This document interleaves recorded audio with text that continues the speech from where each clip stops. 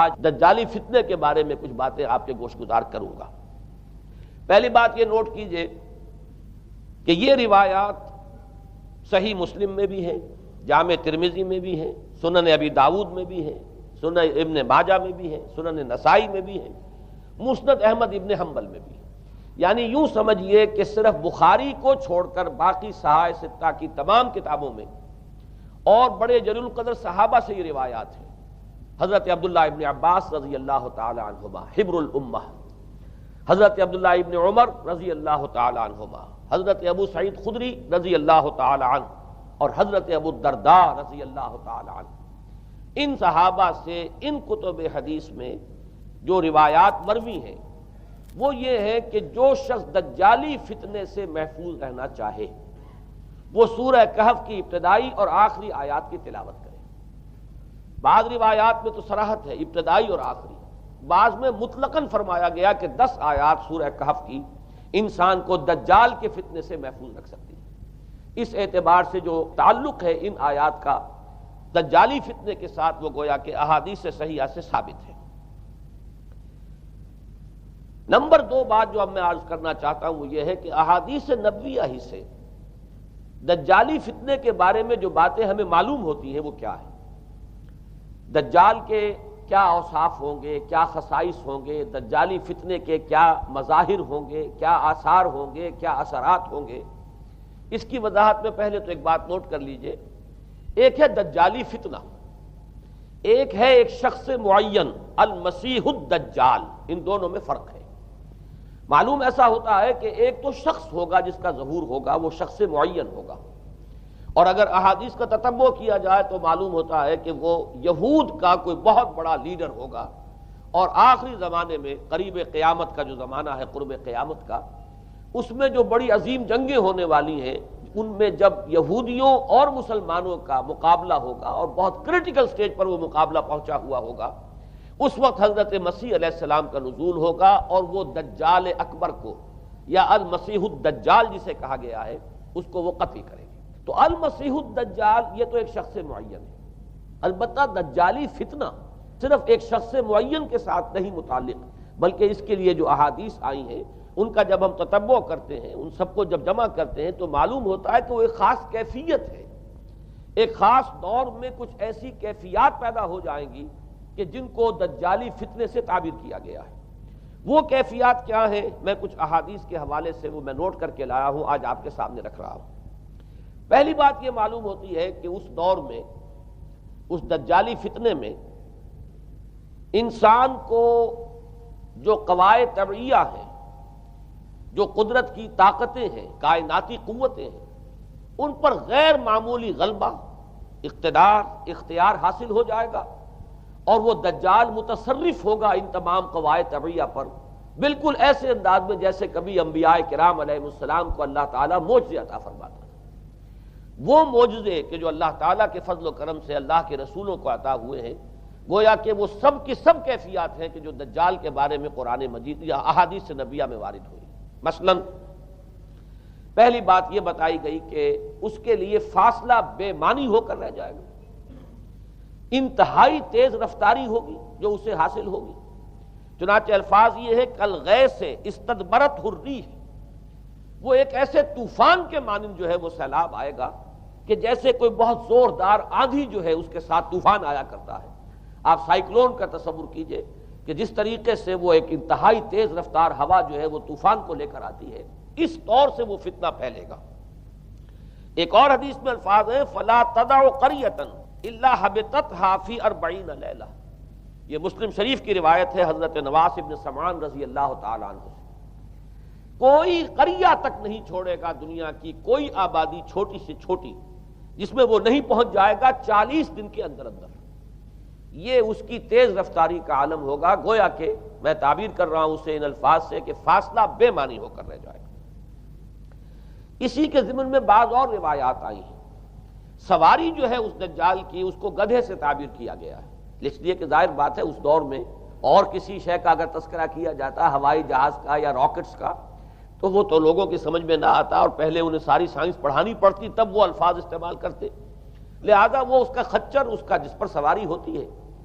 لیکن اس کی تیز رفتاری کے لیے الفاظ آئے ہیں کہ اس کا ایک قدم اگر مکے میں ہوگا تو دوسرا قدم شام میں جا کر پڑے گا، اور الفاظ یہ آئے ہیں کہ اس کے دونوں کانوں کے درمیان فاصلہ جو ہے وہ 40 باع کا یعنی 80 ہاتھ کا ہوگا، بلکہ حضرت علی رضی اللہ تعالیٰ عنہ کے خطبے میں جو اس کا بیان ہوا ہے کہ اس کا ایک کان جو ہے وہ 30 ہاتھ لمبا کان ہوگا اس کا۔ ابھی ذرا یہ صرف احادیث آپ سنتے جائیے، پھر اس کے بارے میں ان سب کو جوڑ کر جو ہمیں نتیجہ نکالنا ہے اس پر گفتگو بعد میں ہوگی۔ اسی طرح آواز کا معاملہ کہ اس کی آواز 4 دانگ عالم میں بیک وقت سنی جائے گی۔ الفاظ یہ ہے ینادی بصوت لہو یسمع لہو ما بین الخافقین، وہ ایک ایسی آواز کے ساتھ پکارے گا کہ جسے مشرق و مغرب کے مابین رہنے والا ہر شخص سنے گا۔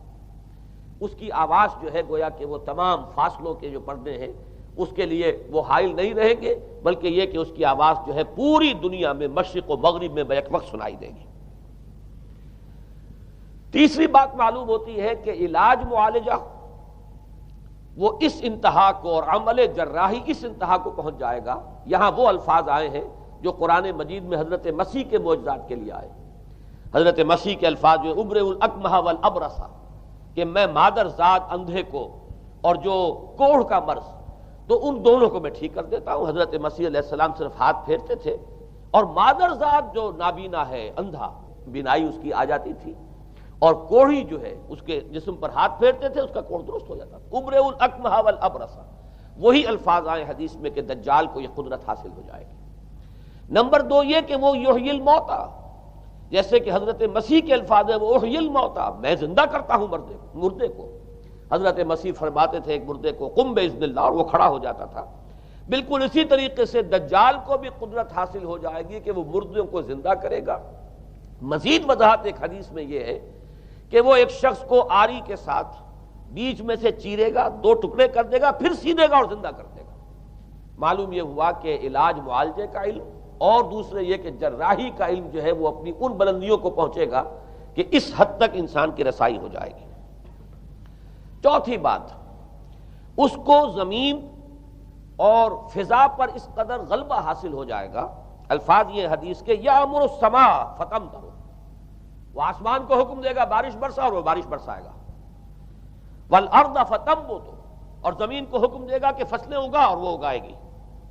وَيَمُرُّ بِالْخَرْبَةِ فَيَقُولُ لَهَا اُخْرُجِي كُنُوزَكَ، اور وہ کسی ویرانے پر سے گزرے گا، اسے حکم دے گا، ویران چٹیل میدان، اور حکم دے گا کہ اپنے خزانے نکال، اور فرمایا اس کا نتیجہ یہ نکلے گا فَتَتَّبِعُهُ كُنُوزُهَا، تو اس زمین کے جو خزانے ہیں وہ نکل کے اس کے ساتھ چلنے شروع ہو جائیں گے۔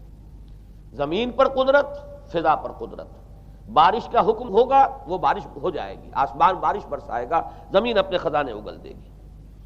5ویں بات، وَيُبْعَثُ مَعَهُ الشَّيَاطِينُ عَلَى صُورَةِ مَن مَاتَ، اس کے ساتھ کچھ ایسے شیاطین مبعوث ہوں گے کہ جو ان صورتوں کو اختیار کریں گے ان لوگوں کی جو مر چکے، من الآباء والأمہات والمعارف، جو آباء و اجداد اور مائیں اور دادیاں اور جو بھی جان پہچان والے لوگ ہیں جو فوت ہو چکے ہوں گے، وہ ان کی صورت اختیار کریں گے۔ فَتَأْتِيَ أَحَدَهُمْ فَيَقُولُ أَلَسْتُ فُلَانًا الست تعرفونی، پھر وہ آئے گا اور وہ شیاطین آئیں گے اور انسان سے کسی سے بات کریں گے، کیا تم مجھے نہیں پہچانتے؟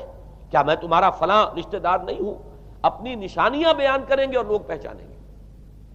یہ وہ احادیث ہیں کہ جن کا جو نتیجہ نکلتا ہے اب اس کو پہچان لیجئے۔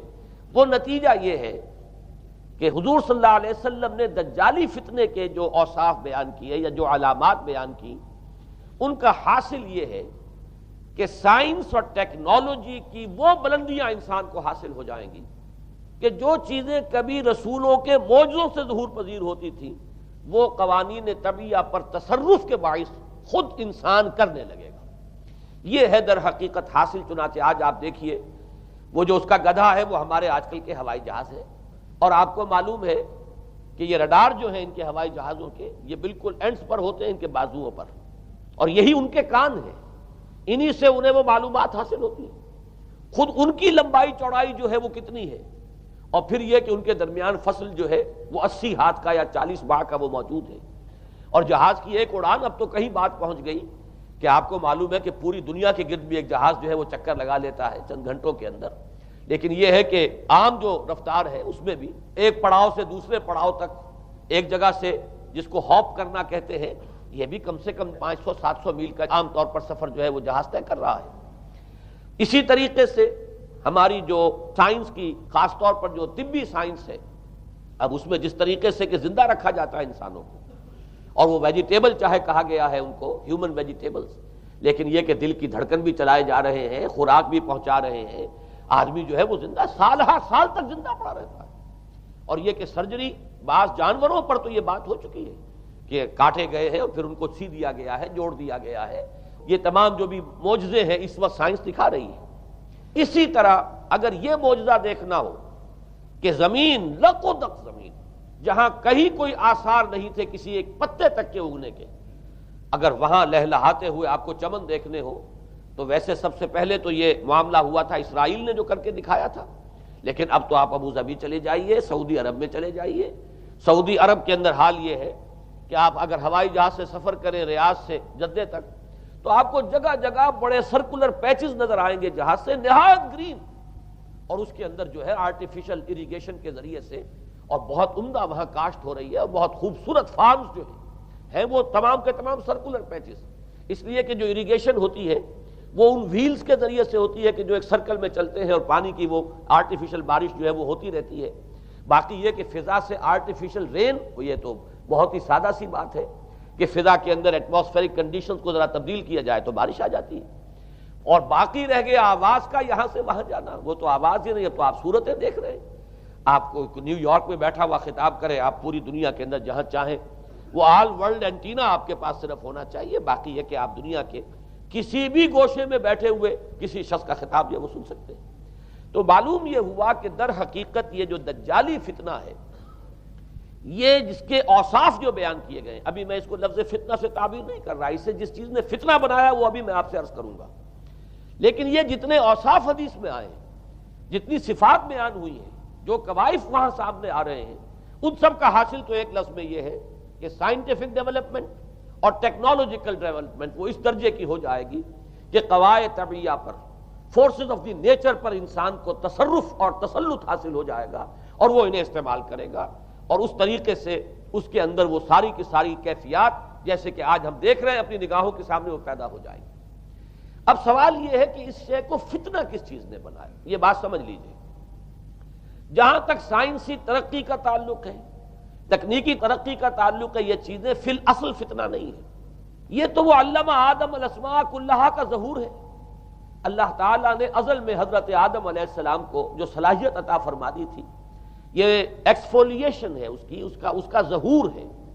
جیسے کہ آم کی گٹھلی میں آم کا درخت ہے، لیکن ظاہر بات ہے کہ اس کو درخت بننے میں وقت لگتا ہے، پہلے وہ 2 پتے نکلتے ہیں، پھر وہ بڑھتا ہے معاملہ، کئی سال میں جا کر وہ درخت جو ہے وہ جوان ہوگا اور وہ پھل دے گا۔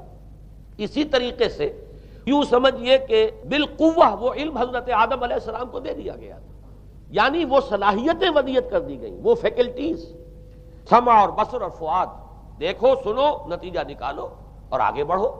آپ نے چیز دیکھی، ایک سنی، نتیجہ نکالا، اس کو نوٹ کیا، آگے بڑھے، پھر کوئی چیز دیکھی، پھر کوئی سنی، اپنے سابق جو نتیجہ آپ نے نکال کر محفوظ کیا تھا اپنی میموری میں، اس کے ساتھ اس کو ٹیلی کیا، کوئی اور نتیجہ نکل آیا اور آگے بڑھے۔ تو یہ تو سٹیپ بائی سٹیپ، قدم با قدم انسانی علم آگے بڑھ رہا ہے۔ یہ ہرگز فتنہ نہ ہوتا، میرے الفاظ پر توجہ کیجئے، اگر اس کے ساتھ متوازن طور پر ایمان اور روحانیت کا ارتقا بھی ہوتا رہتا، اگر اس کے ساتھ اللہ کی معرفت، اللہ کی محبت، آخرت کا ایمان، منزل انسان کی جو ہے وہ آخرت ہے، دنیا نہیں ہے، اگر یہ چیزیں ساتھ کے ساتھ ہوتی تو یہ ہرگز فتنہ نہیں۔ فتنہ در حقیقت اسے جس نے بنایا ہے وہ یہ ہے کہ کچھ ایسے اسباب ہوئے ہیں، اور وہ اسباب آج مجھے بیان کرنے کہ در حقیقت موجودہ عیسائیت اس کا سب سے بڑا سبب ہے۔ اس کے نتیجے میں ایک بہت بڑا گیپ ہے، اپالنگ گیپ ہے، بڑا مہیب خلا ہے، بڑی وسیع خلیج ہے جو حائل ہو چکی ہے کہ ایمان اور روحانیت ختم ہوتے چلے گئے، اور یہ ٹیکنیکل اور سائنٹیفک ڈیولپمنٹ بڑھتی چلی گئی۔ ان دونوں کے درمیان جو مہیب خلا پیدا ہوا ہے اس نے اسے فتنہ بنا دیا ہے، اور عظیم ترین فتنہ بنا دیا ہے۔ ورنہ اگر اس کے ساتھ ہی اللہ پر ایمان، آخرت پر ایمان اور انسان کے اندر ایمانی کیفیات، اس کی روحانی کیفیات اگر یہ بھی برقرار رہتی، بلکہ اس کے ساتھ متوازن طور پر ان کو ترقی کرنا چاہیے تھی، تو یہ ہرگز فتنہ نہیں ہے۔ تو پہلی بات یہ سمجھ لیجئے کہ اگرچہ دجالی فتنے کے جو صفات، اس کے اوصاف، اس کی علامات، اس کے مظاہر جو بھی حدیث کے ذریعے سے ہمیں معلوم ہے، جس کا میں نے ابھی آپ کے سامنے تذکرہ کیا، وہ سب در حقیقت تعبیر ہے اس دور کا جو محاورہ ہے، اس دور کی جو زبان ہے، اس دور میں جن الفاظ سے گفتگو کی جا سکتی تھی، اس دور کے ایڈیم میں آج کی جو سائنٹیفک اور ٹیکنالوجیکل ترقی ہے، گویا کہ اس کی تعبیر کی گئی ہے کہ وہ دجالی فتنہ ہوگا۔ لیکن اس شے کو فتنہ بنانے والی شے در حقیقت یہ ہے کہ ایک بہت بڑی خلیج حائل ہو چکی ہے ایمان اور روحانیت، اور دوسری طرف سائنٹیفک اور ٹیکنالوجیکل ڈیولپمنٹ میں ان دونوں کے درمیان اتنا بعد اور فصل پیدا ہو گیا ہے کہ جس کی وجہ سے اس نے فتنے کی شکل اختیار کی۔ اس کا سبب کیا ہے، آج ہمیں اس پر غور کرنا ہے۔ دیکھیے حضرت مسیح علیہ السلام کا دین، اور جیسا کہ میں نے عرض کیا اس سورہ کہف کے پہلے رکوع میں تذکرہ انہی کا ہو رہا ہے، وَيُنذِرَ الَّذِينَ قَالُوا اتَّخَذَ اللَّهُ وَلَدًا مَا لَهُم بِهِ مِنْ عِلْمٍ وَلَا لِآبَائِهِمْ كَبُرَتْ كَلِمَةً تَخْرُجُ مِنْ أَفْوَاهِهِمْ يَقُولُونَ إِلَّا كَذِبًا فَلَعَلَّكَ بَاخِعٌ نَفْسَكَ عَلَىٰ آثَارِهِمْ إِن لَّمْ يُؤْمِنُوا بِهَٰذَا الْحَدِيثِ أَسَفًا۔ ان آیات کا پہلے ترجمہ آپ سن لیجئے، جو پہلی آیات ہے ان کا ترجمہ ہم کر چکے ہیں۔ کل حمد اس اللہ کے لیے ہے جس نے اپنے بندے پر کتاب نازل فرمائی اور اس میں کوئی کجی نہ رکھی، جو بالکل سیدھی ہے اور خبردار کرتی ہے ایک ایسی بڑی عظیم اور مہیب جنگ سے کہ جو خاص اللہ کی طرف سے ہوگی، اور بشارت دیتی ہے مومنین کو جو نیک عمل کریں کہ ان کے لیے بہت بڑا اور بہت عمدہ اجر ہے، ماکثین فیہ ابدا، وہ اس میں رہیں گے ہمیشہ ہمیشہ۔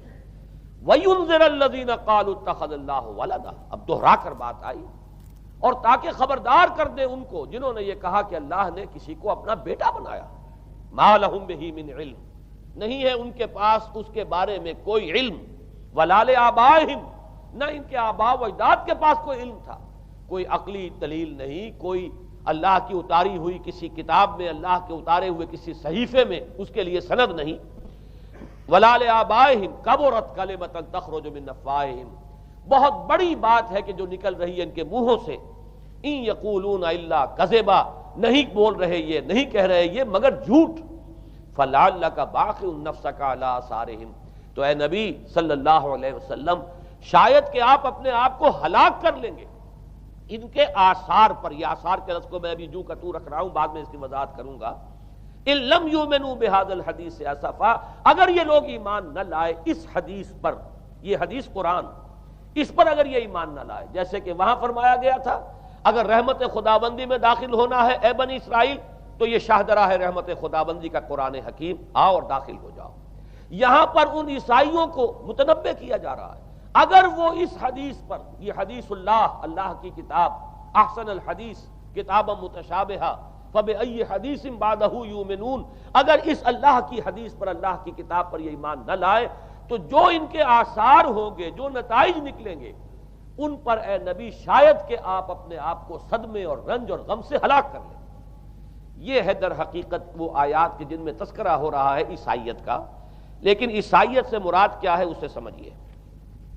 حضرت مسیح علیہ السلام کا دین تو بعین ہی وہی دین تھا جو دین آدم سے لے کر محمد تک صلی اللہ علیہ وسلم وعلیہم الصلاۃ والسلام جتنے انبیاء آئے ہیں ان کے دین میں کوئی فرق نہیں تھا۔ دین توحید، وہی ایمان، البتہ شرائع کے اندر، شریعتوں میں کچھ تفصیلی احکام میں فرق ہوا ہے، شریعت موسوی اور شریعت محمدی میں علی صاحب الصلاۃ والسلام تھوڑا تھوڑا فرق ہے، دین ایک ہی ہے۔ شرع لکم من الدین ما وصی بہ نوحا والذی اوحینا الیک وما وصینا بہ ابراہیم وموسیٰ وعیسیٰ، دین میں تو ہم نے وہی شے تمہارے لیے بھی معین کی ہے مسلمانوں، کہ جس کی کہ ہم نے نوح کو وصیت کی تھی اور جس کی کہ ابراہیم کو اور موسیٰ کو اور عیسیٰ کو وصیت کی، دین ایک ہے۔ ان الدین عند اللہ الاسلام، تو دین مسیحی بھی وہی تھا بعین ہی جو دین محمدی ہے اور دین موسوی ہے صلی اللہ علیہ وسلم علیہ الصلاۃ والسلام۔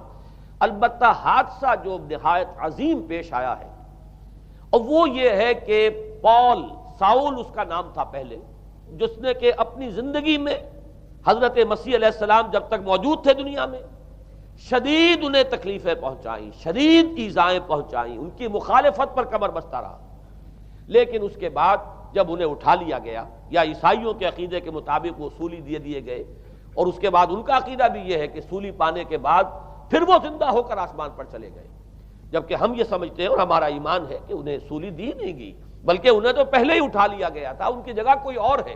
انجیل برنباس نے یہ بات بالکل واضح کر دی کہ در حقیقت وہی حواریین میں سے جس نے کہ غداری کی تھی اور پکڑوایا تھا، مخبری کی تھی، وہی ہے جس کی شکل بنا دی گئی تھی حضرت مسیح علیہ السلام کے جیسی مانند، اور وہ شخص ہے کہ جو سولی چڑھا ہے۔ بہرحال عیسائیت اس وقت کی جو اس کا عقیدہ ہے اور جو ہمارا عقیدہ اور ایمان ہے، ان دونوں کی روح سے حضرت مسیح علیہ السلام آسمان پر اٹھا لیے گئے۔ اس کے بعد اس نے دین مسیحی میں نقب لگانے کے لیے، جو دین مسیح اصل دین اسلام تھا، اس کو کرپٹ کرنے کے لیے، ڈسرپٹ کرنے کے لیے، اس میں نقب لگانے کے لیے اس نے اپنے ایک مکاشفے کا ذکر کیا کہ میں آ رہا تھا سفر میں کہ مجھے حضرت مسیح نظر آئے ہیں آسمانوں میں، اور انہوں نے مجھے کہا ہے کہ اے ساؤل تو مجھے کیوں ستاتا ہے، اور تو اب فلاں جگہ جا اور میرے نام سے نبوت کر۔ اس کے بعد اس نے لبادہ اوڑھا عیسائیت کا، اور اس نے آ کر جس طرح عبداللہ ابن سبا نے محمد الرسول اللہ صلی اللہ علیہ وسلم کے دین میں نقب لگائی، اسی طریقے سے اس شخص نے دین مسیحی میں نقب لگائی۔ فرق یہ ہے کہ دین محمدی صلی اللہ علیہ وسلم، چونکہ یہ آخری دین تھا، اب کوئی اور رسول آنے والا نہیں تھا، اللہ تعالیٰ کی طرف سے اس دین کو، اس شریعت کو ایک پروٹیکشن حاصل ہے، لہذا ایک جزو کی حد تک گمراہی جو ہے پھیل سکی، کل پر محیط نہیں ہوئی۔ لیکن بدقسمتی سے دین مسیحی کے بارے میں یہ ہوا کہ کچھ عرصے تک تو کشمکش رہی ہے، اصل دین مسیحی پر بھی جو کاربند لوگ تھے اور جو اس کے اوپر مستقیم رہے وہ قائم کچھ عرصے تک رہے ہیں، لیکن ہوتے ہوتے تقریباً اس دور تک آ کر جب کہ حضور کی بعثت ہوئی ہے، اصل دین مسیحی کے ماننے والے تقریباً ختم ہو چکے تھے، شاذ لوگ رہ گئے تھے، اور ان میں بھی یہ جرت نہیں تھی کہ اپنے اصل دین کا وہ اظہار کر سکے، بلکہ ہوتے ہوتے ان 600 سالوں کے اندر یہ ہوا کہ وہی پالزم جو ہے در حقیقت اس نے ہی مسیحیت کی شکل اختیار کر لی۔ یہ پالزم جو ہے یہ ہے در حقیقت، یوں سمجھیے کہ ادیان عالم کی تاریخ میں سب سے زیادہ گمراہ کن مذہب، جس کا رد عمل پیدا ہوا ہے یورپ میں، جس نے کہ اس دجالی فتنے کی شکل اختیار کی ہے۔ میں یہ چاہتا ہوں کہ اس کے ضمن میں چند باتیں آج آپ کے سامنے رکھوں۔ پال نے جو دین مسیحی میں یا دین اسلام میں جو صحیح دین ہے اللہ کا، اس میں 3 تبدیلیاں بنیادی کی۔ سب سے پہلا تو وہی جو قرآن کہہ رہا ہے، الذین قالوا اتخذ اللہ ولدا، مسیح کو، حضرت مسیح علی نبینا علیہ الصلوۃ والسلام، انہیں خدا کا بیٹا قرار دیا گیا۔ اور اس میں بھی نوٹ کیجئے، بیٹے کے لیے عربی زبان میں 2 لفظ ہیں، ابن اور ولد۔ ابن کا لفظ ذو معنیین ہے، 2 معنی ہیں اس کے، ابن بیٹے کو بھی کہتے ہیں، اور ابن کا کوئی معنوی تعلق بھی ہو سکتا ہے، صرف بیٹا نہیں۔ ابن السبیل مسافر کو کہتے ہیں، راستے کا بیٹا، یعنی چونکہ راستے کے ساتھ اس کا ایک تعلق ہے، راستہ چل رہا ہے، وہ تو ابن السبیل ہے۔ ابن الوقت، وقت کا بیٹا، وہ وقت کا بیٹا اس معنی میں نہیں ہے، بلکہ یہ ہے کہ جو ہر وقت جو ہے حالات کے مطابق گرگٹ کی طرح اپنا رنگ بدلتا چلا جائے، چلو تم ادھر کو ہوا ہو جدھر کی، وہ ابن الوقت ہے۔ تو ابن الوقت اسی طریقے سے جو میں نے دوسری مثال دی ہے، ان کو اگر آپ سامنے رکھیں گے تو معلوم یہ ہوا کہ ابن کے تو دونوں معنی ہو سکتے ہیں، لیکن ولد یہ بالکل مخصوص ہے، اولاد کے معنی میں ولد، یہ تو گویا کہ صلبی اولاد۔ اور عیسائیت وہ ہے مذہب کہ جس نے کہ بدترین شرک کی صورت اختیار کی ہے، اور ان کے ہاں عقیدے میں یہ الفاظ ہیں کہ مسیح اللہ کا، خدا کا صلبی بیٹا ہے، تاکہ کوئی شک نہ رہ جائے کہ کوئی اور نسبت ہے جسے ابن سے تعبیر کیا گیا، کوئی اور تعلق ہے جس کے لیے یہ لفظ اختیار کیا گیا، صلبی کا لفظ استعمال کیا گیا ہے کہ یہ خدا کا صلبی بیٹا ہے۔ اور یوں سمجھیے اب اس کا جو نتیجہ نکلا کہ بیٹا اگر کسی کا ہے تو ظاہر بات ہے کہ وہ ہم جنس ہے، ہم نوع ہے اپنے باپ کا۔ انسان کا بیٹا انسان ہوگا، سید زادہ جو ہے سید کا بیٹا سید ہوگا، مغل کا بیٹا مغل ہوگا، گھوڑے کا بیٹا گھوڑا ہوگا، گدھے کا بیٹا گدھا ہوگا۔ معلوم یہ ہوا کہ بعین ہی جو کچھ باپ ہوتا ہے وہی بیٹا ہوتا ہے۔ لہذا اس لفظ نے در حقیقت شرک کی بدترین صورت اختیار کی کہ بالکل اللہ کے برابر، اللہ کا ہم نوع، گویا کہ بدترین شرک جو ہے شرک فی الذات ہے۔ اور شرک فی الذات کی بدترین صورت یہ ہے کہ جو عیسائیت میں آئی ہے کہ حضرت مسیح علیہ السلام کو اللہ کا صلبی بیٹا قرار دیا گیا۔ اب اس کے نتیجے میں چونکہ ظاہر بات ہے کہ آخر بائبل بھی موجود تھی، اس بائبل کو ایک دم کیسے ختم کر دیتا سینٹ پال کہیں یا بہرحال میں تو لفظ سینٹ اس کے ساتھ استعمال نہیں کرنا چاہتا، لیکن چونکہ ہمیں یہ ہدایت ہے قرآن مجید کی بھی کہ جو باطل معبود بنا لیے جاتے ہیں انہیں بھی ہم کوئی ان کے لیے توہین والے الفاظ استعمال نہ کریں، لہذا میں یہ لفظ استعمال کر رہا ہوں، ورنہ جی تو چاہتا ہے کہ کوئی اور لفظ اس کے لیے استعمال کیا جائے، لیکن جو بھی اس وقت دنیا میں اس کا معروف نام ہے سینٹ پال، تو اس نے چونکہ ظاہر بات ہے کہ پوری بائبل کو کیسے ختم کر دیتا، ایک دم تورات کو کیسے ختم کر دیتا، تورات تو آج تک چلی آ رہی ہے بائبل کے ساتھ ملی ہوئی، the old testament the new testament, یہ دونوں مل کر بائبل بنتی ہے، لہذا اب گورکھ دھندا بنانا پڑا انہیں، وہ تسلیس والا گورکھ دھندا، 3 میں 1 1 میں 3، توحید بھی ہے تسلیس بھی ہے، 3 میں 1 1 میں 3، اور یہ وہ شے ہے کہ جس نے عقیدے کا تعلق عقل سے منقطع کر دیا، اس سے سمجھ میں آنے والی بات نہیں، 3 میں 1 1 میں 3 ایک گورکھ دھندا ہے۔ نتیجہ انہوں نے یہ نکالا کہ ڈوگما در حقیقت اس کا عقل سے کوئی تعلق نہیں، ڈوگما بس عقیدہ ہے، اور اس عقیدے ہی کے اوپر سارے دین کی بنیاد ہے، باقی وہ عقل میں آئے نہ آئے، عقل کے لیے قابل قبول ہو یا نہ ہو، یہ بات اچھی طرح سمجھ لیجئے کہ اگرچہ ہمارے ہاں بھی ہم بھی یہ بات کہتے ہیں کہ بہت سے حقائق جو ہے کائنات کے وہ ایسے ہیں کہ جن تک عقل کی رسائی نہیں ہے اس کے لیے ہم مجبور ہیں، محتاج ہیں وحی کی ہدایت کے، لیکن 2 چیزوں میں فرق کیجئے، ایک ہے عقل سے ماورا ہونا اور ایک ہے عقل کے خلاف ہونا، ان دونوں چیزوں میں زمین و آسمان کا فرق ہے۔ ایک وہ حقائق ہے کہ جو عقل از خود ان تک رسائی حاصل نہیں کر سکتی، لیکن جب وہ سامنے آتے ہیں تو عقل تسلیم کرتی ہے کہ ہاں یہ بات سمجھ میں آتی ہے۔ ایک وہ چیزیں ہیں کہ جن کو عقل تسلیم نہیں کرتی، تو ایک ہے مخالف عقل، ایک ہے ورائے عقل، ان دونوں میں زمین و آسمان کا فرق ہے۔ ہمارے دین میں تو عقل کو اپیل کیا گیا ہے، لعلکم تعقلون، لعلہم یعقلون، اولو الالباب الذین یعقلون۔ اب ظاہر بات ہے کہ عقل کو ہاتھو برہانکم ان کنتم صادقین، لاؤ دلیل اپنی، تو دلیل سے عقل سے اپیل کی گئی ہے۔ اور اس میں وہ رشتہ جو میں نے کئی مرتبہ بیان کیا علامہ اقبال کے اشعار کے حوالے سے کہ عقل گو آستاں سے دور نہیں، اس کی قسمت میں پر حضور نہیں، اور گزر جا عقل سے آگے کہ یہ نور چراغ راہ ہے، منزل نہیں ہے۔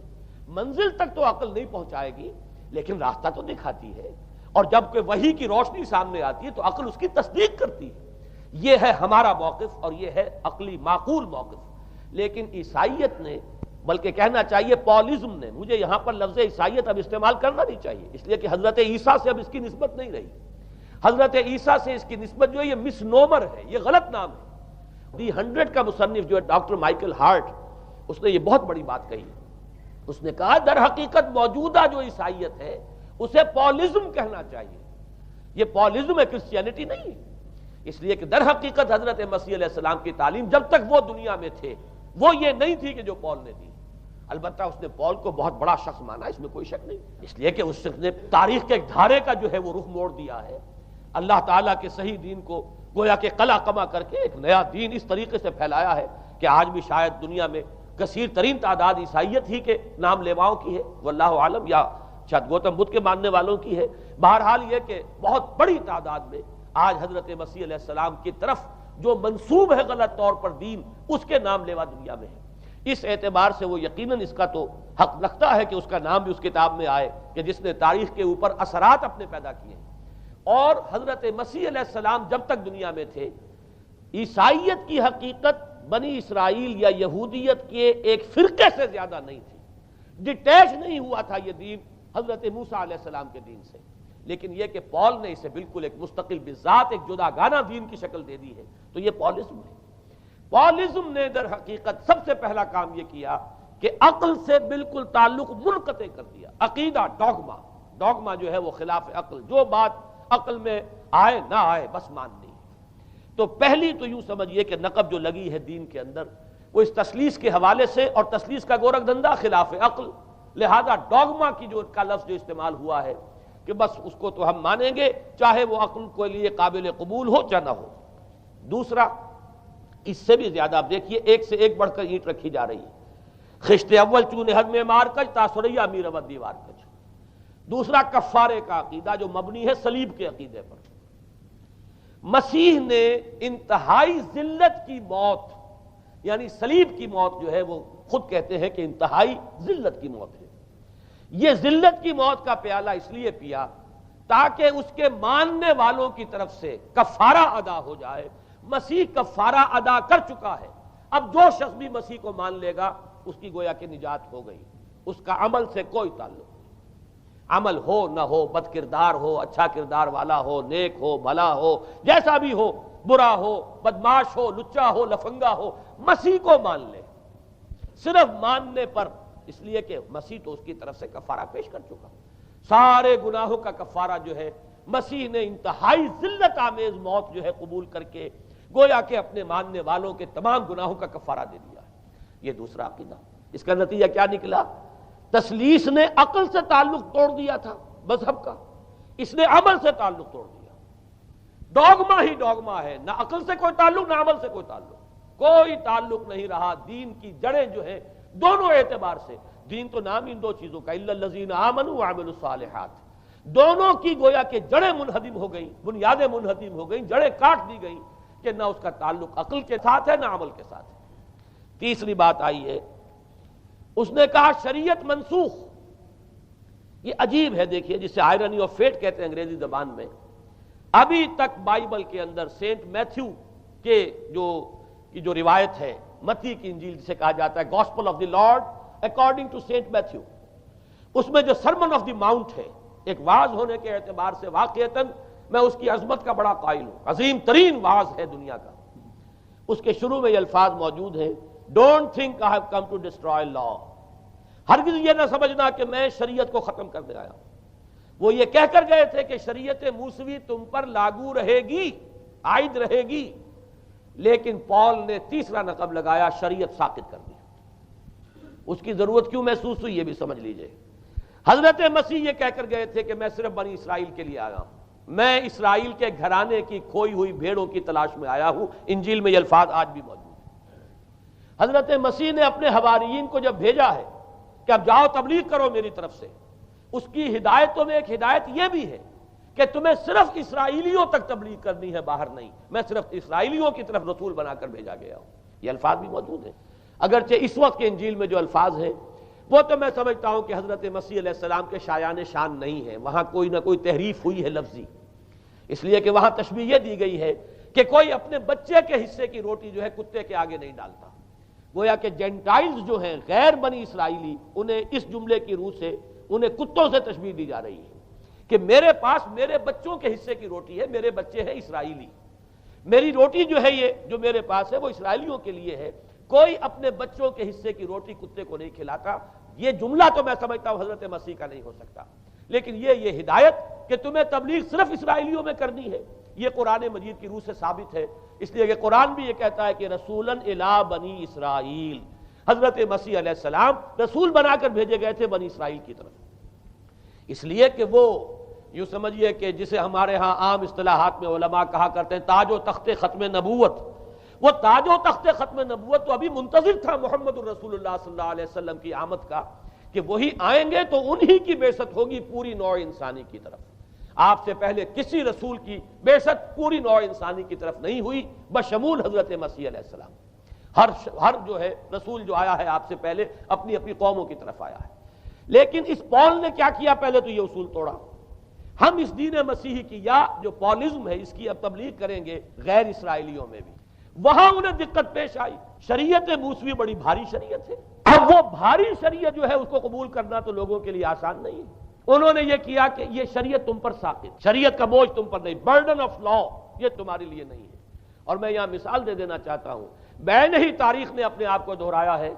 عبداللہ ابن سبا نے جو فتنہ شروع کیا تھا ہمارے ہاں، ہماری تاریخ میں جو اس کے اثرات پھر پیدا ہوئے ہیں، ان میں سے ایک جو ہے وہ شکل وہ اسماعیلیت والی ہے کہ اسماعیلیت نے بھی بین ہی یہی شکل اختیار کی ہے. ہندوستان میں آ کر جب اسماعیلی داعیوں نے جب تبلیغ کی ہے تو شریعت ساقط کر دی. آج آپ کو جو اسماعیلی ملیں گے ان کے ہاں کوئی شریعت نہیں ہے، کوئی نماز نہیں، مسجد ان کی ہوتی نہیں، جماعت خانہ ہوتا ہے، وہ کلب گھر ہے، آتے ہیں جمع ہوتے ہیں، کھانا کھاتے ہیں، اللہ اللہ خیر صلی اللہ کو باتیں چیتیں کرتے ہیں. ان کے اوپر شریعت ہے ہی نہیں، نہ روزہ ہے نہ نماز ہے. اور بین ہی وہی جو اختیارات میں ابھی آپ کو بتاؤں گا کہ جو پوپ کے ہیں وہی ان کے امام حاضر کے اختیارات ہیں۔ بہرحال تیسری نقب جو میں نے عرض کیا آپ سے وہ یہ تھی کہ شریعت منسوخ، اس کا نتیجہ کیا نکلا؟ اب دیکھیے ذرا غور کیجئے، ایک بہت بڑا خلا پیدا ہو گیا، وہ خلا کون پر کرے گا؟ شریعت کے بارے میں سارے اختیارات اب پوپ کو حاصل تھے۔ وہ جس چیز کو چاہے حلال کر دے، جس چیز کو چاہے حرام کر دے، جس چیز کو چاہے قرار دے دے کہ یہ ممنوع ہے، جس چیز کی چاہے اجازت دے دے، اس لیے کہ اب شریعت تو رہی نہیں، خلا ہے، اس میں سوالات تو پیدا ہوں گے، یہ کام کیا جائے یا نہ کیا جائے، کون کرے گا؟ تو جب شریعت ختم ہوئی تو سارا اختیار پوپ کے ہاتھ میں آ گیا ہے۔ یہ میں بعد میں ذرا اور تفصیل سے بتاؤں گا کہ کیسے کیسے اختیارات پھر مذہبی طبقے کے ہاتھ میں آئے ہیں۔ اس کے نتیجے میں تاریخ انسانی میں ورسٹ فارم آف تھیوکریسی پیدا ہوئی۔ تھیوکریسی کسے کہتے ہیں؟ جو آج کی اصطلاح میں گالی ہے، تھیوکریسی۔ قائد اعظم کے جملے آپ نے کئی پڑھے ہوں گے، اسلام میں کوئی تھیوکریسی نہیں، مذہبی طبقے کی حکومت نہیں ہے اسلام میں، اور 100% درست ہے۔ تھیوکریسی کہتے ہیں ایک مذہبی حلقے کی، مذہبی طبقے کی حکومت، اس کے ہاتھ میں اختیارات آ جائے۔ اور قرآن مجید میں اسی وجہ سے ان کے اوپر الزام لگایا گیا، اتخذوا احبارهم ورهبانهم اربابا من دون اللہ، انہوں نے اپنے علماء اور صوفیوں کو اللہ کے سوا اپنے معبود بنا لیا۔ حضرت عدی ابن حاتم رضی اللہ تعالیٰ عنہ جب ایمان لائے، یہ حاتم طائی جو مشہور ہے سخاوت میں، ان کے بیٹے ہیں، قبیلہ طے سے ان کا تعلق ہے، حاتم طائی تو طے سے ہے، ان کے بیٹے عدی ہیں، یہ عیسائی تھے۔ یہ جب ایمان لائے اور پھر انہوں نے قرآن پڑھا تو انہیں ایک اشکال ہوا کہ قرآن مجید میں تو ہم پر الزام لگایا گیا ہے کہ اتخذوا احبارهم ورهبانهم اربابا من دون اللہ۔ تو عرض کیا، انہوں نے ڈرتے ڈرتے عرض کیا ہوگا حضور کی خدمت میں کہ حضور یہ بات تو کچھ درست نہیں معلوم ہوتی، ہم نے تو کبھی اپنے علماء اور رہبان کو خدا نہیں سمجھا۔ وہ اس مغالطے میں تھے کہ جب تک سجدہ نہ کیا جائے شاید خدا نہیں مانا گیا۔ حضور نے پوچھا کیا ایسا نہیں ہے کہ جس چیز کو وہ حلال کہہ دیں تم حلال مان لیتے ہو، جس چیز کو حرام کہتے ہیں حرام مان لیتے ہو؟ جی ہاں یہ تو ہے، یہی تو فرمایا اربابا من دون اللہ ہے۔ تحلیل و تحریم کا اختیار صرف اللہ کے ہاتھ میں، یا اللہ کے نمائندے کی حیثیت سے اس کے رسول کے پاس ہے جس کو وحی آتی ہے، اس کے بعد کسی کو اختیار نہیں ہے۔ اجتہاد کر سکتا ہے لیکن اجتہاد کے لیے دلیل دینی ہوگی، نص سے، کتاب اللہ سے کوئی دلیل لاؤ، سنت رسول اللہ سے کوئی دلیل لاؤ، استنباط کرو، عقل سے بات کرو۔ لیکن یہ ہے کہ تحلیل و تحریم یہ خدائی اختیار ہے، اللہ کے ہاتھ میں اس کا اختیار ہے، اور اللہ کے نمائندے کی حیثیت سے زیادہ یہ اللہ کے رسولوں کے ہاتھ میں اختیار آتا ہے، اس کے علاوہ کسی کے لیے نہیں۔ کسی اور کے لیے یہ مان لیا گیا تبھی تو ان کو خدا بنا لیا گیا۔ اسی معنی میں آج کی جمہوریت جو ہے وہ بدترین شرک ہے کہ یہاں یہ تسلیم کیا جاتا ہے کہ ساورنٹی جو ہے وہ عوام کی ہے، ساورنٹی آف دی پیپل۔ کیا معنی ہے؟ کہ عوام کے نمائندے جو چاہیں قانون بنا دیں، جس چیز کو چاہیں حلال ٹھہرائیں، جس چیز کو چاہیں حرام ٹھہرائیں۔ ان کے پاس حلت و حرمت کے جو پورے اختیارات ہیں ان کے پاس آ گئے۔ یہی تو خدائی مقام ہے، خدا کا مقام دے دیا گیا، اس سے بڑا شرک کیا ہوگا؟ در حقیقت حاکمیت غیر اللہ اس دور کا سب سے بڑا شرک ہے۔ تو وہاں یہ حق جو ہے دے دیا گیا علماء کے ایک طبقے کو، پوپ کو۔ تو گویا کہ تاریخ انسانی کی بدترین تھیوکریسی، بدترین مذہبی استبدادی حکومت قائم ہوئی ہے یورپ میں۔ اس کے حوالے سے میں کچھ تاریخی حوالے بھی اب آپ کے سامنے رکھ دوں۔ دیکھیے جب تک پال نے یہ کام شروع کیا ہے تو تقریباً 3 صدیوں تک تو یہ صرف ایک مذہبی تبلیغ کا کام ہوا ہے۔ انہوں نے کوششیں کی، محنتیں کی، پیغام پہنچایا، اور جیسا کہ میں عرض کر چکا ہوں اس وقت تک گڈمٹ تھے، پال کے ماننے والے بھی تھے اور حضرت مسیح کے جو اصل صحابہ تھے جو ان کے حواریین تھے ان کے ماننے والے بھی تھے، لہذا کشمکش ان کے اندر بھی چل رہی تھی۔ لیکن ظاہر بات ہے کہ حضرت مسیح کے اصل حواریین وہ تو اول تو یہ کہ اپنی گفتگو رکھ رہے تھے محدود بنی اسرائیل تک، نمبر 2 یہ کہ انہوں نے تو شریعت کو ساقط نہیں مانا۔ جنگل کی آگ کی طرح جو مسیحیت پھیلی ہے وہ پالزم والی مسیحیت ہے، اس لیے کہ اس میں تو کوئی شریعت کا کوئی بوجھ نہیں، کوئی حلال نہیں، کوئی حرام نہیں، کوئی نماز نہیں، کوئی روزہ نہیں، لہذا یہ تیزی کے ساتھ پھیلی۔ اور 300 برس تک تو ایک کشمکش جو ہے جاری رہی، انہوں نے تبلیغیں کی، مصائب جھیلے، کشمکش اندر بھی چلی باہر بھی چلی۔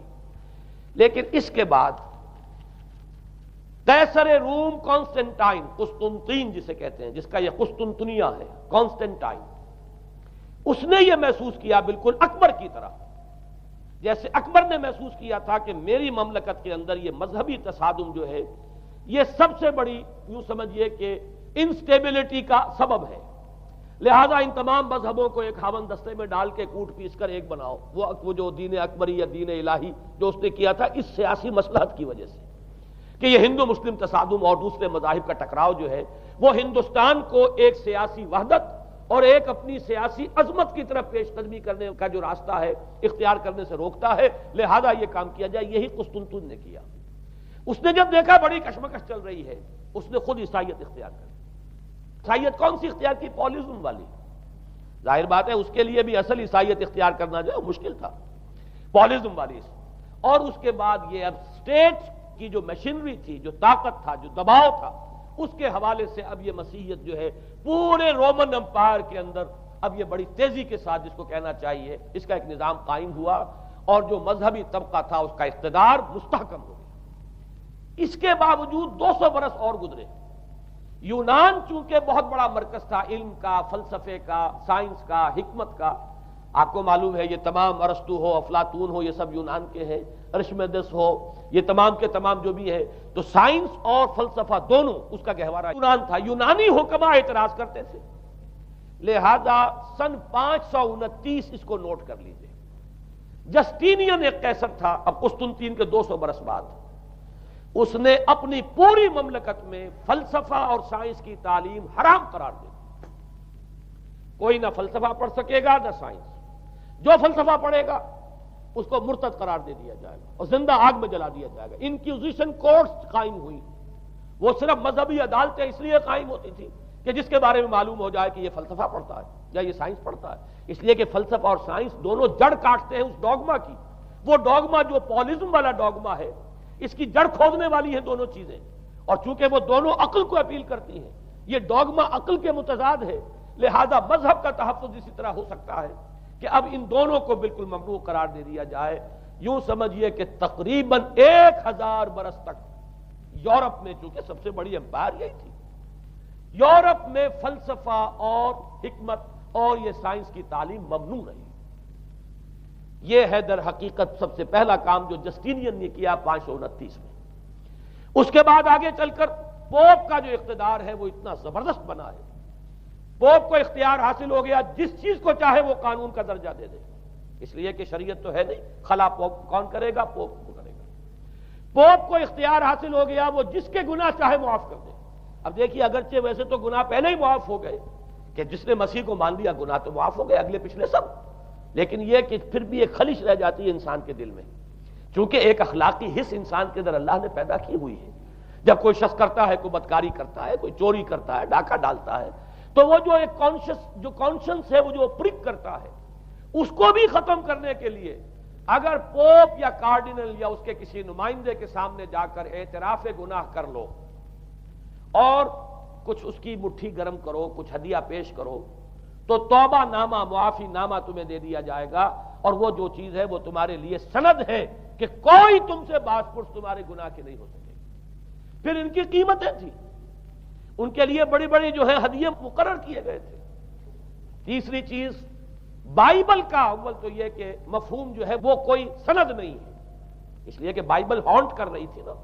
اولڈ ٹیسٹمنٹ بھی ہے، یہ حضرت مسیح کی یہ 4 انجیلیں بھی ہیں، یہ تعلیم کچھ اور ہے. لہذا بائبل جو ہے وہ سند نہیں ہے. سند پوپ کا جو ہے فرمان وہ سند ہے. بائبل کی شرح کرنے کی، بائبل کی طرف سے کوئی دلیل لانے کی کسی کو کوئی حق حاصل نہیں. یہ جبر تھا، یہ تشدد تھا یورپ میں. یہ وہ دور تھا جب کہ اسلام پھیل رہا تھا. میں نے اس لیے آپ سے کہا تھا، نوٹ کرایا آپ کو، 529 میں جسٹینین کا یہ فرمان ہے. 571 میں حضور کی ولادت ہو رہی ہے، وہی صدی ہے. اور 630 کے آس پاس، بلکہ 629 کے آس پاس سلطنت روما کے ساتھ مسلمانوں کا ٹکراؤ شروع ہوا ہے. تو یہ تاریخی ان کو ریلیشن جو ہے ذہن میں رکھیے. جس وقت مسلمان آئے اور 200-300 برس جو ان کے عروج کے ہیں، اس وقت آپ کو معلوم ہے کہ تقریباً 6 صدیاں ہو چکی تھی کہ یورپ بالکل جس کو کہا جاتا ہے ڈارک ایجز، انتہائی تاریکی، مذہبی جبر اور استبداد، اس کے سوا کچھ نہیں. اور وہ ملاؤں کی حکومت جسے آپ کہیں گے، جسے آج کل کی اصطلاح میں کہا جائے گا، وہ جس کو چاہے جو چاہے صدا دے دے. پوپ کو اختیار حاصل ہے. کسی کے بارے میں ذرا جیسے بعض اوقات خبریں سچی ہیں یا جھوٹی، لیکن میں مثال دے رہا ہوں جیسے خبریں آتی رہی ہیں ایران کے بارے میں کہ کہیں اگر معلوم ہو گیا تو پاسداران انقلاب پہنچے اور سمری ٹرائل اور فوراً ختم کیا آدمی کو. اس قسم سے انکوزیشن رپورٹس جو ہیں وہ کورٹس وہاں قائم ہوئی اور یوں سمجھیے کہ لاکھوں افراد تحت کیے گئے، زندہ جلائے گئے. لیکن اس کے بعد جب عالم اسلام میں وہ روشنی پھیلی اور خاص طور پر بنو عباس کے زمانے میں، اب بھاگ بھاگ کر وہاں جو بھی تھے فلسفے کے اور سائنس کے کوئی دلچسپی رکھنے والے، وہ بھاگ کر عالم اسلام میں آ گئے. یہاں اب وہ کتابیں جو ہیں ان کے ترجمے ہوئے. خاص طور پر مامون اور ہارون الرشید کے زمانے کے اندر یہ علم جو ہے ہندوستان سے بھی لیا، یونان سے بھی لیا مسلمانوں نے، اور اس کے بعد یہ غرناطہ اور قرطبہ کی یونیورسٹیوں کے ذریعے سے اس علم نے پینیٹریٹ کیا ہے دوبارہ یورپ میں. دیکھیے سرکل کیسے بنا ہے. یونان کا علم آیا ہے پہلے عالم اسلام میں، مڈل ایسٹ میں، اور پھر ادھر سے ہو کر چکر کھا کر اور اسپین کی یونیورسٹیوں کے ذریعے سے یورپ میں انٹروڈیوس ہوا ہے. اس وقت پھر اصلاح مذہب کی تحریک شروع ہوئی اور ساتھ ہی تحریک احیاء العلوم رینیسنس، اس کے نتیجے میں وہاں بیداری پیدا ہوئی. لیکن یہ بیداری اب آپ نوٹ کر لیجئے، ایک تو پروٹیسٹنٹ مذہب پیدا ہوا اور کئی سو برس تک تصادم رہا کیتھولکس کے اندر اور پروٹیسٹنٹس میں. پورے اسلام کی تاریخ میں کبھی اتنے خونی فسادات نہیں ہوئے ہیں، کبھی بھی شیعہ سنی فساد بھی کبھی اتنا نہیں ہوا جتنا کہ کئی سو برس تک رومن کیتھولکس اور پروٹیسٹنٹس کے مابین یورپ میں ہوتا رہا ہے. بلکہ اس میں تو ایسے ایسے واقعات آتے ہیں کہ لگ بھگ 10 لاکھ افراد جو ہیں وہ ختم ہوئے ہیں. یہ آپس کا تصادم جو تھا، پروٹیسٹنٹ مذہب جو پیدا ہوا اصلاح مذہب کی تحریک کے ذریعے سے، اور وہ رومن کیتھولک پاپائیت والا نظام، ان کے درمیان جو تصادم ہوا 10 لاکھ کی تعداد بتائی جاتی ہے کہ آدمی مارے گئے. بلکہ فرانس کا ایک شہر ہے، وہاں تو 19 دن تک مسلسل قتل عام کیا گیا پروٹیسٹنٹس کا، اور وہاں حاملہ عورتوں کے جو ہے پیٹ چاک کر کے بچے نکال کر ان کو بھی جو ہے ختم کیا گیا ہے. یہ سارا ظلم جو ہے وہاں ہوا ہے، تصادم ہوا ہے. اس کے نتیجے میں آپ خود سوچئے کہ کس قدر نفرت پیدا ہوئی عوام کے اندر مذہب سے. اس کے ساتھ ہی اب وہ علم شروع ہوا، سائنس شروع ہوئی. لہذا علم اور سائنس دونوں کی جڑ میں مذہب سے شدید نفرت پیدا ہو. یہ ہے وہ سبب کہ جس نے یہاں سے راستے علیحدہ کر دیے. اور مذہب چونکہ جبر کرتا ہے، مذہب چونکہ عقل کے اوپر بیڑیاں بٹھاتا ہے، پہرے بٹھاتا ہے، بیڑیاں ڈالتا ہے، اور مذہب چونکہ تشدد کرتا ہے، لہذا مذہب کے خلاف ایک نفرت، ایک ریئیکشن. یہ ہے اس ساری سائنسی ارتقاء اور سائنٹیفک اور ٹیکنالوجیکل جو ڈیولپمنٹ ہوئی ہے، اس کی جڑ میں مذہب سے نفرت جو ہے اس کے بیج بو دیے گئے. اور یہ 200-250-300 سال میں اب یہ جو تناور درخت بن کر آیا ہے کہ ایک طرف سائنس کی ترقی، ٹیکنالوجی کی ترقی آسمان کو چھو رہی ہے. آج انسان چاند کے اوپر تو انسان کے قدم جو ہے پہنچ چکے ہیں، اور آپ کا ایک راکٹ جو ہے وہ پورے تمام سیارے جو ہیں ہمارے سولر سسٹم کے ہیں ان سب کا چکر لگا کر، اور وہ اس سے باہر چلا گیا ہے، خلا کے اندر کہاں گیا کچھ پتا نہیں. لیکن یہ کہ تقریباً یوں سمجھیے کہ سن 77 کا چلا ہوا وہ، اور 12 برس تک اس نے سفر طے کیا ہے، اور کم سے کم سولر سسٹم کا جو ہے اس نے پورا جو ہے احاطہ کیا ہے. اور جو میں نے آپ کو وہ احادیث سنائی ان کے حوالے سے بات کیا سمجھ میں آئی کہ یہ سائنٹیفک، ساری کی ساری سائنٹیفک ڈیولپمنٹ، یہ ٹیکنالوجیکل ڈیولپمنٹ، لیکن چونکہ اس کے ساتھ مذہب کا انکار ہے، خدا پر ایمان نہیں ہے، آخرت کا یقین نہیں ہے، روح کا گویا کہ انکار، روحانیت تو بہت دور کی بات ہے، روح کا بھی انکار. نتیجہ یہ ہے کہ ان دونوں چیزوں کے مابین وہ گیپ جسے میں نے کہا تھا ایپالنگ گیپ، ایک بہت بڑا گیپ ہے جو پیدا ہو چکا ہے. اب میں حدیث آپ کو سنا رہا ہوں. بخاری شریف میں جو روایت ہے، حضور نے فرمایا کہ دجال کے ماتھے پر لکھا ہوا ہوگا کافارا، کفر. الفاظ یہ ہے انہو مکتوب بین عینیہ کافارا، علیحدہ علیحدہ، یقرأہ کل مومن کاتب او غیر کاتب. وہ اس طرح نمایاں لکھا ہوا ہوگا کہ ہر شخص اسے پڑھ لے گا، چاہے وہ لکھنے والا ہو چاہے نہ ہو، لکھا پڑھا ہو چاہے نہ ہو. یعنی اس تہذیب کی پیشانی پر کفر لکھا ہوا ہے. مذہب سے دشمنی، مذہب سے بودھ، مذہب سے دوری، مذہب کی ہر چیز کی نفی. آج جو ایک ورلڈ سیویلائزیشن ہے، ایک عالمی تہذیب ہے جس کا کہ غلبہ ہے ہمارے اس پورے گلوب پر، اس میں 3 چیزوں کے مقابلے میں 3 چیزوں کی اہمیت ہے. خدا کی اہمیت نہیں ہے، ہوگا، ہم انکار بھی نہیں کرتے، لیکن ہم جانتے بھی نہیں کہ ہے کہ نہیں. ہاں اہمیت کائنات کی ہے، غور کرو، کائنات کے قوانین کو سمجھو، ایکسپلائٹ کرو، قوت جو ہے نیچر کی قوت اس کو مسخر کرو، اس کو استعمال کرو، ہوگا خدا ہے یا نہیں ہے، چھوڑو اس بحث کو۔ اصل اہمیت جو ہے وہ کائنات کی، اسی طرح اصل اہمیت اس جسم کی ہے، مادے کی ہے۔ روح ہوگی کوئی شے ہمیں نہیں پتا، نہ ہم دیکھ سکتے ہیں، نہ ہم اسے چھو سکتے ہیں، نہ چکھ سکتے ہیں، ہوگی، لیکن یہ کہ اصل جو ہے اہمیت وہ مادے کی اور جسم کی، اس کی فکر کرو۔ اسی طریقے سے حیات دنیاوی، اصل سے حیات دنیاوی ہے، اس کو بناؤ، سنوارو، بہتر سے بہتر زندگی گزارو، ویلفیئر سٹیٹ ہو، بہت ہی عمدہ ماحول ہو اور ہر چیز کو، لیکن حیات اخروی ہوگی۔ اب تو آرام سے گزرتی ہے، آخرت کی خبر خدا جانے ہے یا نہیں ہے، اس سے ہمیں کوئی بحث نہیں ہے۔ تین چیزوں کے مقابلے میں تین چیزوں کی اہمیت، یا یوں کہیے کہ تین چیزوں کے مقابلے میں مقابل کی تین چیزوں کو بالکل غیر اہم، اس کی طرف کوئی توجہ ہی نہیں۔ توجہ کا ارتکاز کائنات پر ہے، ذات باری تعالیٰ پر نہیں۔ ذات و صفات باری تعالیٰ ایک صرف علمی موضوع ہے، اصل توجہ کی شے کائنات ہے۔ روح ہوگی کوئی شے، اصل شے جسم ہے اور مادہ ہے۔ حیات اخروی ہمیں نہیں پتا، کسی نے واپس آ کر خبر نہیں دی مرنے کے بعد، لہذا ہم نہیں کہہ سکتے ہے کہ نہیں ہے۔ البتہ یہ کہ حیات دنیا بھی تو ہے، اس کو مضبوطی کے ساتھ تھامو، اس کو بہتر بناؤ۔ توجہ کا اصل ارتکاز حیات دنیاوی پر ہے۔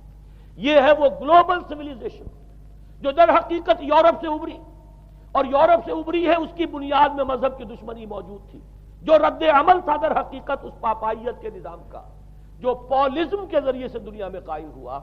یہ وجہ ہے، اور آج انسان جہاں کھڑا ہے غور کیجئے، انتہائی ہولناک جنگ جو ہے وہ اس کے سر پر ایک خطرے کے طور پر مسلط ہے۔ دو جنگیں اس ایک صدی میں ایسی ہو چکی ہیں جنہیں اپنے ورلڈ وار 1 اور ورلڈ وار 2 اتنے بڑے پیمانے پر قتل و غارت دنیا میں پہلے کبھی نہیں ہوئی، اس لیے کہ پہلے فوجوں کی جنگیں ہوتی تھی، آبادیوں پر جا کر کہیں کوئی قتل عام ہو گیا، ورنہ یہ کہ قبضہ لیا، پہلے وہ کسی اور کی ریت ہے، اب کسی اور کی ریت ہو گئی۔ آیا بابر آیا، اس نے پانی پت کے میدان کے اندر ابراہیم لودھی کو شکست دے دی، دلی میں آ کر اس نے کسی کا خون نہیں بہایا، بس وہ آ کے تخت پر قابض ہو گئے۔ کہیں کہیں ہوئے ہیں فتنے، یا پھر عذاب الہی آتے رہے ہیں کہ رسولوں کے انکار کی سزا کے طور پر قومیں نسیہ منسیہ کی گئی ہیں، لیکن جنگیں جو دنیا میں ہوتی تھی، وہ جنگوں کا معاملہ جو ہے وہ اس نوعیت کا ہوتا تھا، وہ فوجوں کے درمیان ٹکراؤ ہوتا تھا، میدان جنگ میں کشتوں کے پشتے لگتے تھے، لیکن اس کے بعد نہیں ہو گیا، کہیں کسی نے بہت غصہ نکال لیا۔ لیکن اس صدی میں اب جو جنگیں ہوئی ہیں اس سے تو ملک کے ملک تہس نہس ہوئے ہیں، آبادیاں ختم ہوئی ہیں، اور جو تیسری جنگ ہوگی یہ جان لیجئے، آخر انسان کب تک اسے ٹالے گا؟ رشیا کے بارے میں یہ سمجھنا کہ وہ پیچھے ہٹ گیا ہے، پشپائی اختیار کر لی، اس نے بہت بڑی حماقت ہے۔ وہ در حقیقت اب ڈپلومیسی کی راہ سے سپریمیسی چاہتا ہے، لہذا تصادم تو ہو کر رہنا۔ مولانا مناظر حسن گیلانی رحمۃ اللہ علیہ کے خیالات جو ہیں وہ مجھے اس سورہ کہف کے ابتدائی آیات کے ضمن میں مجھے ان سے اتفاق ہے، اور بہت سی چیزیں ان سے ماخوذ ہیں۔ اسی طریقے سے جو حدیث اب میں آپ کو بتا رہا ہوں، میرے سامنے اس کا متن نہیں ہے، مولانا حامد میاں رحمۃ اللہ علیہ انہوں نے مجھے یہ بتایا تھا کہ جو میں نے جمع کیے ہیں حالات و واقعات، قیامت سے پہلے جو حالات و واقعات پیش آنے والے ہیں، جن کی پیشین گوئی احادیث میں ہیں، ان سے معلوم ہوتا ہے کہ ایک بہت بڑی خوفناک جنگ ہو، اتنی بڑی خوفناک جنگ، اور ان کے الفاظ یہ ہے کہ اس میں دونوں فریق جو ہوں گے ان میں بڑی تعداد عیسائیوں کی ہوگی، ادھر بھی ادھر بھی، ایک طرف البتہ عیسائیوں کے ساتھ مسلمان بھی ہوں گے، یہودی بھی ہوں گے، اور دوسری طرف خالص عیسائی طاقت ہوگی، اور ان کے درمیان اتنی خوفناک جنگ ہوگی۔ الفاظ ان کے یہ ہیں اس حدیث کے جو انہوں نے مجھے بتائے کہ ایک پرندہ سینکڑوں میل تک پرواز کرے گا اور اسے سوائے لاشوں کے اور کچھ نظر نہیں آئے۔ آپ تصور کیجئے اگر ایٹامک وار ہو جاتی تو یہی ہوگا، تہس نہس ہو جائے گا، معاملہ ختم ہو کر رہ جائے گی چیز۔ اور یہ چیز جو ہے یہ بہرحال یہ جتنا کچھ پائل اپ کیا گیا ہے، یہ ڈسٹرکٹیو فورس سائنس کی یوں سمجھیے کہ معراج اب یہی ہے۔ اب تو سٹار وارز کی باتیں ہو رہی ہیں کہ صرف زمین پر نہیں، باہر بھی یہ جنگیں ہمیں لڑنی پڑیں گی، لیکن یہ کہ اس کا کیا حال ہوگا۔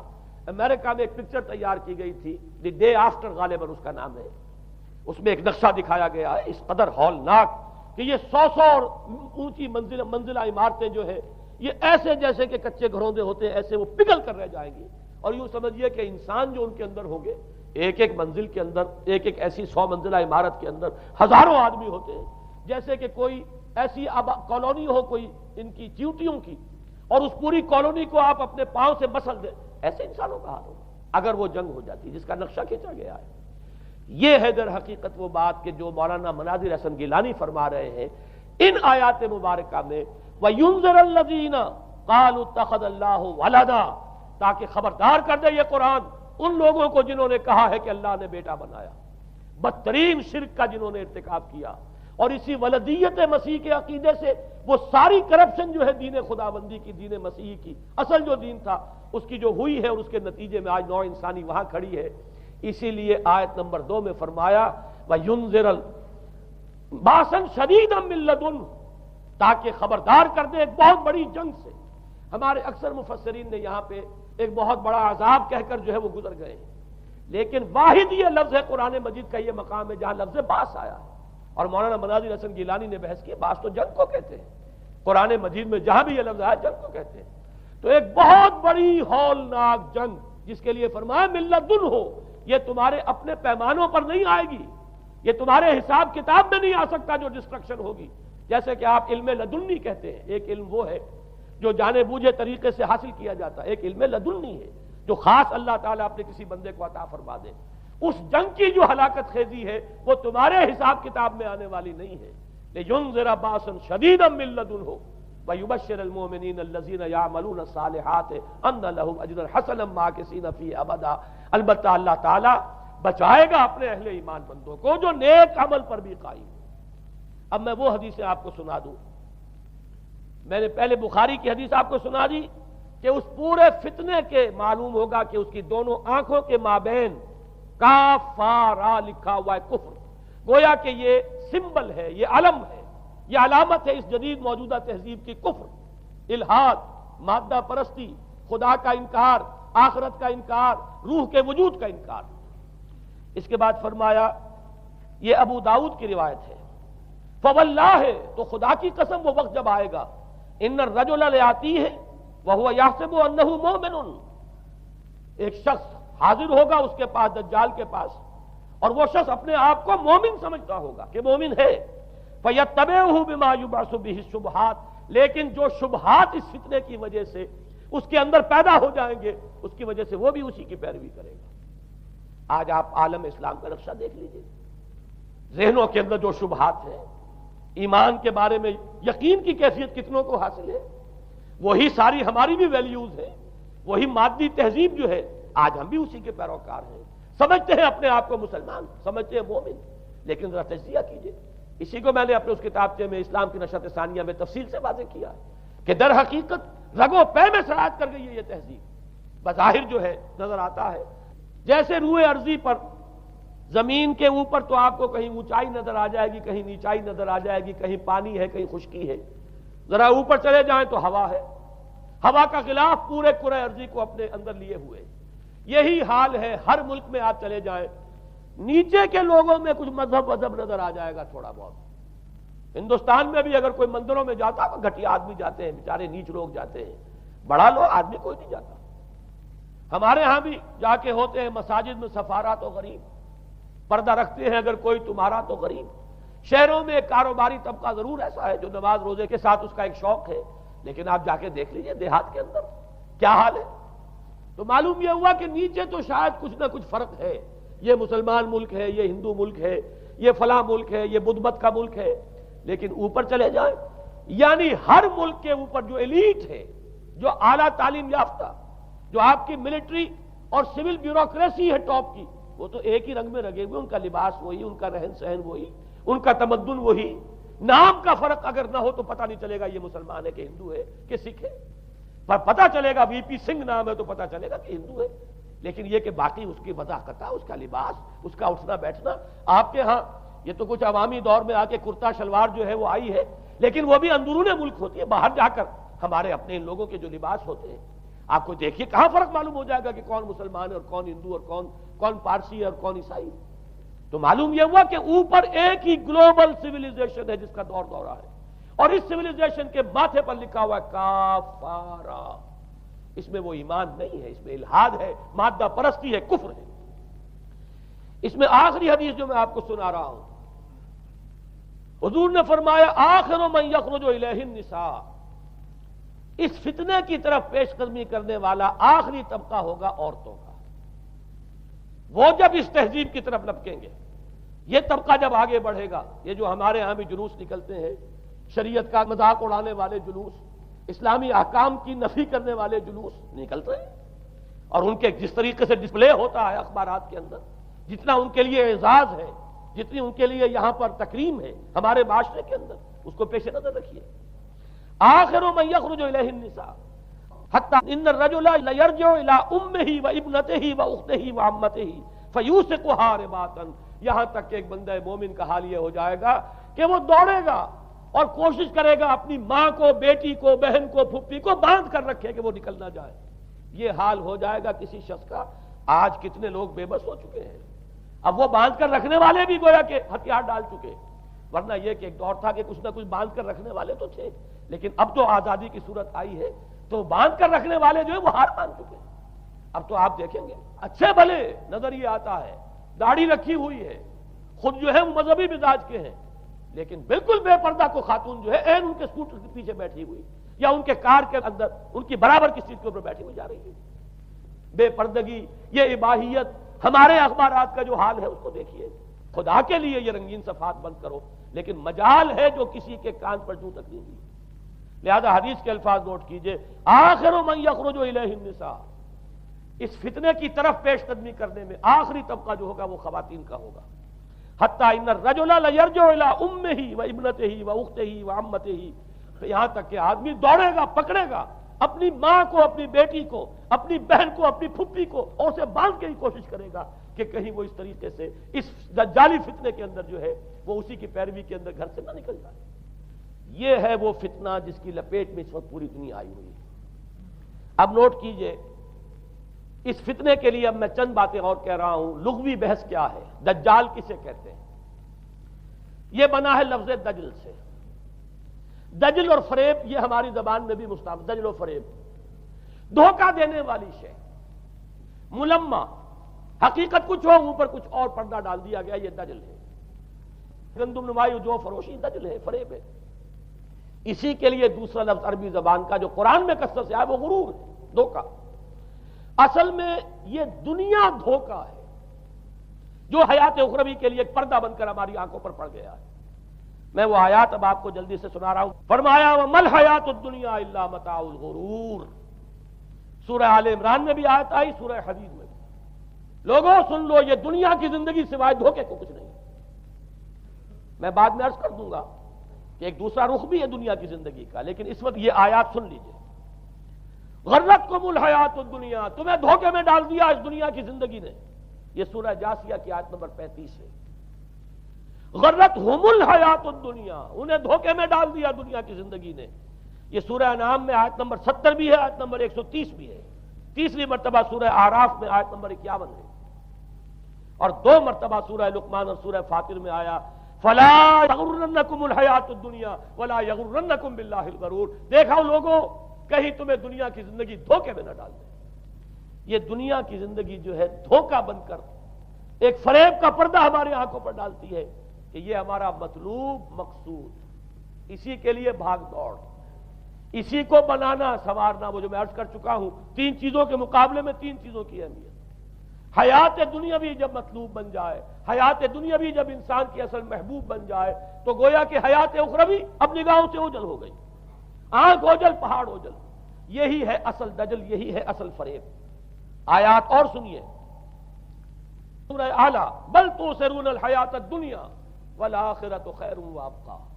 لوگوں، تمہاری گمراہی کی اصل جڑ بنیاد کیا ہے؟ تم دنیا کی زندگی کو ترجیح دیتے ہو، جبکہ آخرت بہتر بھی ہے اور باقی رہنے والی بھی ہے۔ کلا بل تحبون العاجلہ وتذرون الآخرہ۔ کوئی نہیں، تمہارا اصل مرض یہ ہے کہ تم اس عاجلہ سے جو موجود ہے، سامنے ہے، نقد ہے، اس سے محبت کرتے ہو، اور آخرت کو تم نے تج دیا ہے، چھوڑ دیا ہے۔ یہ سورہ قیامہ اور اس سے اگلی سورت جو ہے وہ آپ کے علم میں ہے، سورۃ الدہر۔ اس میں فرمایا گیا ان ہؤلاء یحبون العاجلۃ ویذرون وراءہم یوما ثقیلا۔ ان لوگوں کا اصل مرض یہ ہے، یہ اس عاجلہ کو پسند کرتے ہیں، اس سے محبت کرتے ہیں، اور پیچھے وہ جو بھاری دن آنے والا ہے اس کا خیال انہوں نے دل سے نکال دیا. یہ ہے در حقیقت اصل فساد، اصل فتنہ، اصل گمراہی. 100 خرابیوں کی جڑ ایک خرابی. اب اسی کا ایک نتیجہ نکلتا ہے، یہ دنیا جتنی حسین بنتی چلی جائے گی اتنا ہی فتنہ شدید سے شدید تر ہوتا چلا جائے گا. یہاں جتنی آسائشیں ہوں گی اتنا ہی آپ پر غفلت کا پردہ طاری ہو جائے گا. اور آپ کو معلوم ہے کہ اس پوری سائنٹیفک جو بھی ڈیولپمنٹ ہے اس کا حاصل کیا ہے؟ یورپ میں جائیے واقعتاً دنیا بڑی حسین بن چکی ہے. امریکہ میں جائیے واقعتاً بہت حسین دنیا ہے. ابو ظبی میں جائیے بڑی حسین نظر آئے گی دنیا. کارنیشز جس طریقے کے آباد ہیں. یہ دنیا کا حسن جتنا بڑھے گا اتنا ہی یہ آنکھوں پر اور بھاری پردہ ڈال دے گی، آخرت سے آپ کو غافل کر دے گی. یہی دجل ہے، یہی فریب ہے، یہی فتنہ دجالی ہے. یہی وجہ ہے. دیکھیے یہ جو آیات آج میں بیان کر رہا تھا اس میں آخر میں فرمایا انا جعلنا ما علی الارض زینۃ اللہ لنبلوہم ایہم احسن عملا. ہم نے اس زمین کے اوپر جو کچھ ہے اسے اس کا بناؤ سنگھار بنا دیا ہے، زینت بنا دیا ہے، تاکہ ہم جانچیں، پرکھیں، امتحان لیں کون ہے اچھے عمل کرنے والا. یعنی رخ روشن کے آگے شمع رکھ کر وہ یہ کہتے ہیں ادھر جاتا ہے دیکھیں یا ادھر پروانہ آتا ہے. اللہ تعالیٰ نے اسی امتحان میں ہمیں ڈالا ہے. اس دنیا کی یہ زینت ہے، زیبائش ہے، آرائش ہے، چمک دمک ہے، یہاں کی رونقیں ہیں. ان کو دیکھ کر آدمی ہل جاتا ہے، انہی کے پیچھے پڑ جاتا ہے. حلال سے حرام سے، جائز سے ناجائز سے، صحیح سے غلط سے، جس طرح بھی ہو یہ رونقیں میں بھی زیادہ سے زیادہ اپنے گھر میں لے آؤں، میں بھی اپنے ہاں وہ آسائشیں فراہم کر لوں، میں بھی یہ تمام چیزیں جو ہے جمع کر لوں. اسی کے لیے انسان اپنا نہ صرف یہ کہ پوری زندگی کا اثاثہ اسی میں انویسٹ کر بیٹھتا ہے بلکہ دیانت، شرافت، ان سب کو بھی داؤ پر لگا دیتا. انا جعلنا ما علی الارض زینۃ اللہ لنبلوہم ایہم احسن عملا. ہم نے زمین کے اوپر جو کچھ ہے اسے اس کا زیور بنا دیا ہے، سنگھار، تاکہ ہم ذرا آزمائیں ان کو کہ آیا یہاں کے ہی اسی حسن کے اندر، اسی رعنائی کے اندر گم ہو کر رہ جاتے ہیں، یا اس حسن ازلی وہ اللہ تعالیٰ کا جلال و جمال یہ اس کے طالب بنتے ہیں. یہ ہے در حقیقت امتحان. اسی کو جیسے کہ حدیث میں بھی آیا تھا، شروع کی آیات اور آخری آیات، آخری رکوع میں فرمایا قل هل ننبئکم بالاخسرین اعمالا. اے نبی ان سے کہیے کیا ہم تمہیں بتائیں اپنی زندگی کی جد و جہد میں، بھاگ دوڑ میں سب سے زیادہ خسارے میں کون رہے؟ الذین ضل سعیہم فی الحیاۃ الدنیا وہم یحسبون انہم یحسنون صنعا. وہ لوگ کہ جن کی بھاگ دوڑ، جن کی محنت، جن کی کوشش وہ دنیا کی زندگی ہی میں بھٹک کر رہ گئی، اور وہ اپنے کہیں یہ سمجھتے رہے کہ ہم بڑے کامیاب ہو رہے ہیں، بہت اچھے کام کر رہے ہیں، ہم نے اتنی ترقی کر لی، ہم نے یہ کچھ بنا لیا، میں نے یہ جائیداد بنا لی، میں نے یہ کچھ مقام حاصل کر لیا. لیکن مطلوب و مقصود دنیا. ضل سعیہم فی الحیاۃ الدنیا. انہوں نے دنیا کی زندگی ہی کے اندر اپنی ساری سعی و جہد کو بھٹکا کر رکھ دیا. میں اس کا جو دوسرا رخ بتانا چاہتا تھا وہ ایک حدیث کے حوالے سے ہے. اگر آخرت مطلوب و مقصود رہے تو یہ دنیا آخرت کی کھیتی بن جاتی ہے. حضور نے فرمایا دنیا مزرعۃ الآخرہ. اگر تمہارا مطلوب و مقصود آخرت ہے تو پھر یہ اس دنیا کے اندر یہ کھیتی ہے، بو گے یہاں تو وہاں کاٹو گے. نیک اعمال کرو، خدمت خلق کے لیے کوشاں ہو جاؤ، لوگوں کی ہدایت کے لیے اپنی توانائیاں جو ہے وقف کرو. خیرکم من تعلم القرآن وعلمہ. اس دنیا میں محنت کرو گے تو آخرت میں اجر و ثواب پاؤ گے. الدنیا مزرعۃ الآخرہ. اگر آخرت مطلوب و مقصود ہو تو دنیا بڑی قیمتی ہے، اس کا ایک ایک لمحہ بڑا قیمتی ہے. تو حیات دنیا بھی نہ صرف یہ کہ غیر حقیقی نہیں بلکہ بہت قدر و قیمت کی حامل.